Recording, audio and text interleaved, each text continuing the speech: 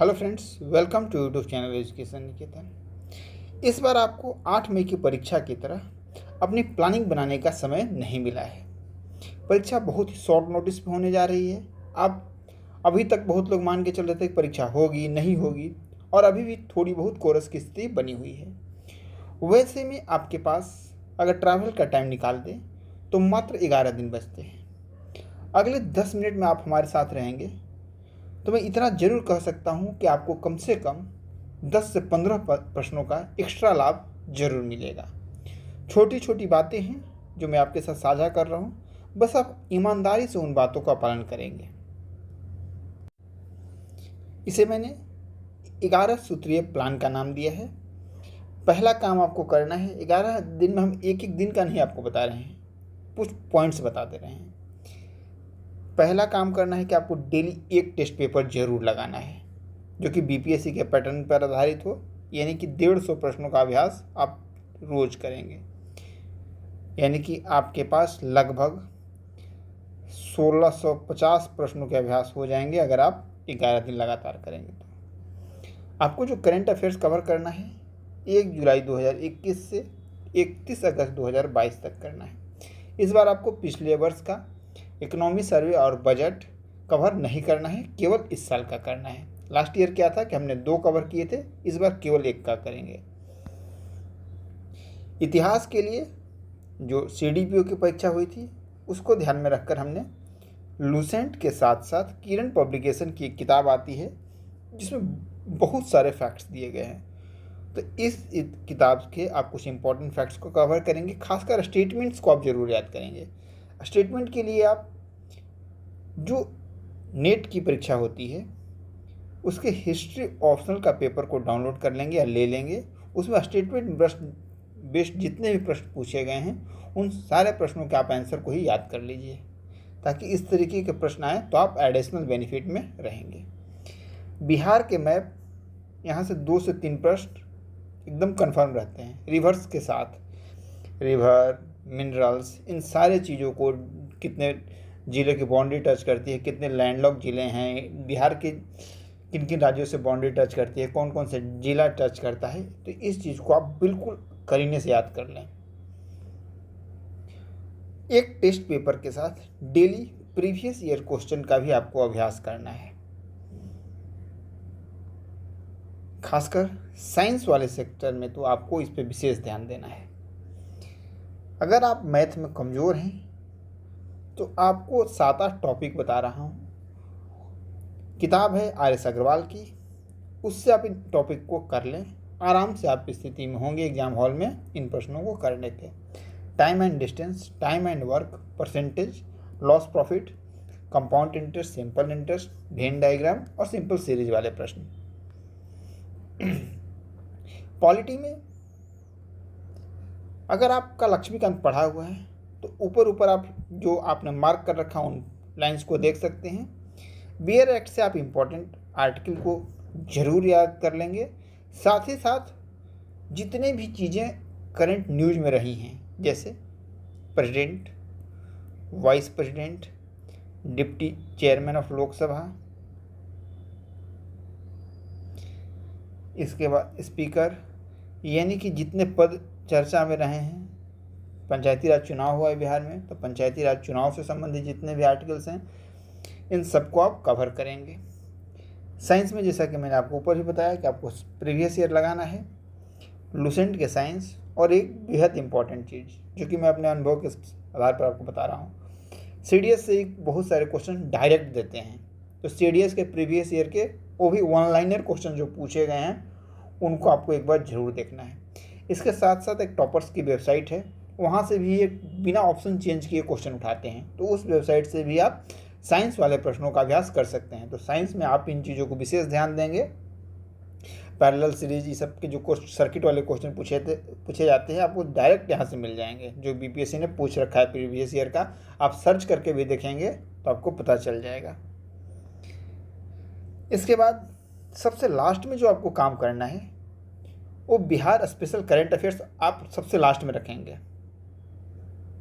और साथ ही साथ एंशिएंट हिस्ट्री, क्योंकि ये दोनों चीज़ ना व्यक्ति जल्दी भूलता है।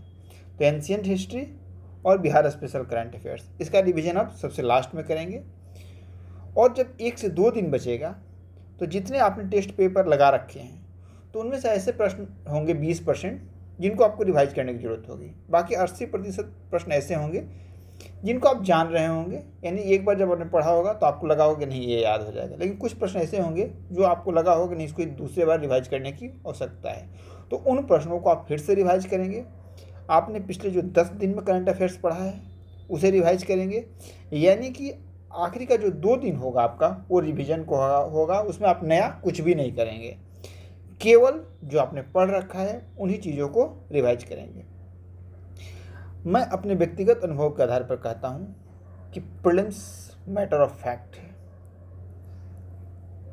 आप आराम से 10 से 12 दिन रिवीजन करके, अगर आपने बेसिक सारी चीज़ें कर ही रखी हैं क्योंकि 8 मई को एग्ज़ाम हुआ था, आपको केवल करंट अफेयर्स और बाकी चीज़ों को एक बार रिवाइज करनी है। इसके लिए 10 से 12 दिन का समय भी काफ़ी है। आप अगर फैक्चुअल नॉलेज अगर आप फैक्ट्स को ग्रहण करते हैं तो थोड़ा सा ना एसोसिएट लर्निंग करने की कोशिश कीजिए। चीज़ों को कनेक्ट करके याद रखिए, किसी चीज़ से जोड़कर, जो भी आपको अच्छा लगता है उन चीज़ों से कनेक्ट करके याद रखिए ताकि इसकी ड्यूरेशन थोड़ी बढ़ जाए। एक चीज़ याद रखिएगा कि 2020 के ज़माने में मैचेज स्लॉग्स ओवर में जीते जाते हैं। आप रन रेट 10 से 12 तक का भी अचीव कर सकते हैं और आपने देखा है कि अचीव कर रहे हैं लोग।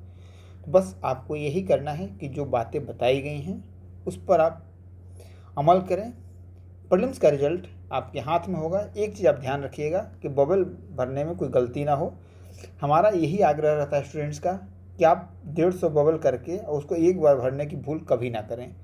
30 से 40 कर लें, इसके बाद उसको फिल करते जाएं, ताकि उससे क्या होता है कभी कभी किसी का अगर सीरियल नंबर गलत हो गया तो बहुत ज़्यादा गलत हो जाते हैं क्वेश्चन, 10, 5 इस तरीके से।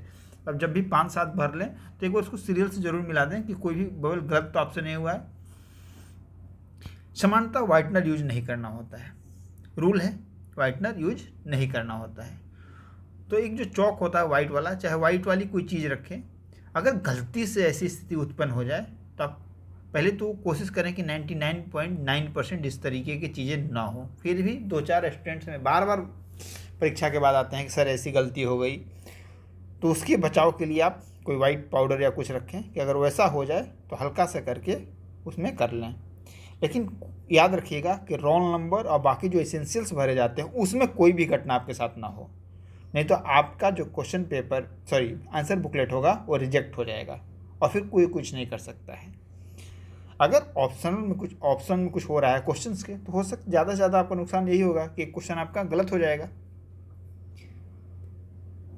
तो छोटी छोटी चीज़ें जो मैंने आपके साथ साझा की, और साथ ही साथ हम अगले 7 से 8 दिन में, अभी एक हमने वीडियो अपलोड की है जिसमें 30 MCQ हमने मई, जून और जुलाई के और अगस्त के कवर किए हैं।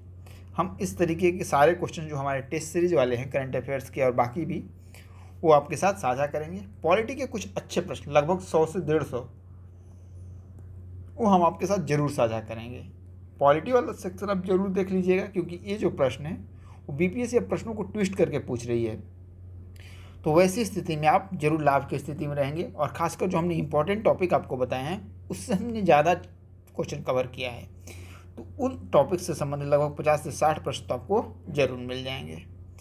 साथ ही साथ जो इधर एग्ज़ाम हुआ है, यानी कि AAO का, CDPO का, BPSC का जो प्रीवियस एग्ज़ाम हुआ था, और भी बहुत सारे एग्ज़ाम हुए हैं, तो इन जो लेटेस्ट वाले पेपर हैं उन्हें तो आप ज़रूर देखेंगे। साथ ही साथ जो NDA का, CDS का पेपर हुआ है उसमें जो साइंस का 1-लाइनर क्वेश्चन है उसे भी आप देख लेंगे।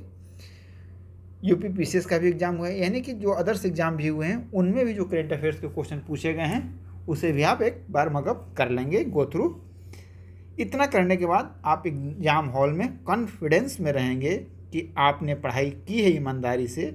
अगर टफ़ पेपर लगेगा आपको तो आप मान के चलिएगा कि केवल आपके लिए टफ़ नहीं है, और आप ऐसा बिल्कुल नहीं करेंगे कि पिछली बार पेपर ईजी था तो आपको लग रहा है कि मेरे तो 110 आ रहे थे, इस पेपर में तो मुझे लग रहा है कि 90 भी नहीं आ पाएंगे, तो आप एग्ज़ाम में ही पैनिक हो जाएं। बिल्कुल पैनिक होने की आवश्यकता नहीं है। अगर आपने इतनी पढ़ाई कर रखी है, अगर आपसे नहीं हो रहा है और पिछली बार आपके 115 नंबर बन रहे थे, तो मान के चलिए कि बहुतों से नहीं हो रहा होगा।